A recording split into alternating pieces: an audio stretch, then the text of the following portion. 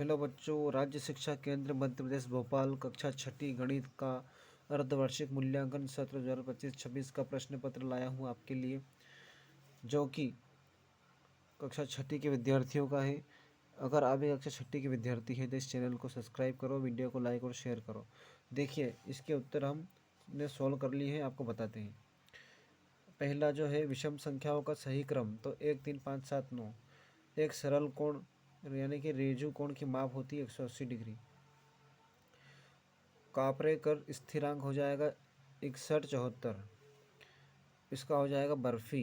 अगले का उत्तर हो जाएगा उसका क्षेत्रफल और एक भुजा।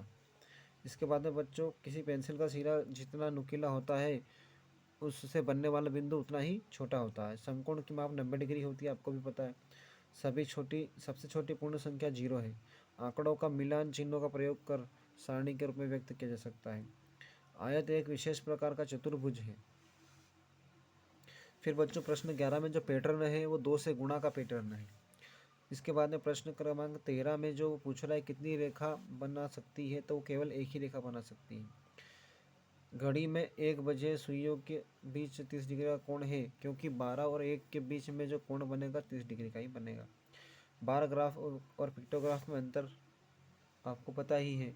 फिर प्रश्न क्रमांक 15, इसमें 4 से विभाज्य ये जो संख्या 4 से विभाज्य है, तो हाँ है। फिर प्रश्न 16, इसके अंदर त्रिभुज के परिमाप दे रखी, तीसरी भुजा क्या है? तो परिमाप हमको पता है, परिमाप बराबर ABC, तीसरी भुजा हो आ गई हमारी 21 सेंटीमीटर।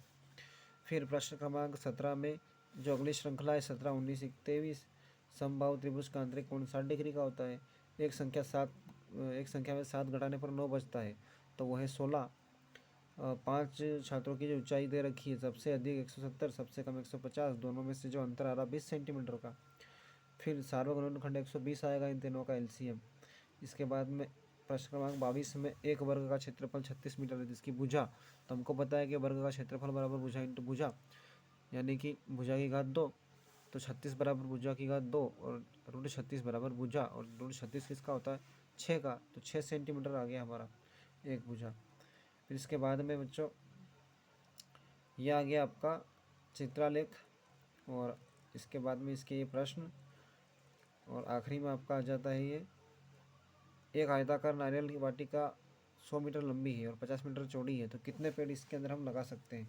तो देखो, हमको पता है कि क्षेत्रफल बराबर लंबाई गुणित चौड़ाई, तो 100 × 50 बराबर 5000 मीटर स्क्वायर। और पेड़ों की संख्या कितनी होगी इस क्षेत्रफल में? हम 25 से भाग दे देंगे, यानी कि 200 पेड़ लगा सकते हैं। तो ये था बच्चों आपकी कक्षा का पेपर। मिलते हैं अगले वीडियो में, तब तक के लिए बाय।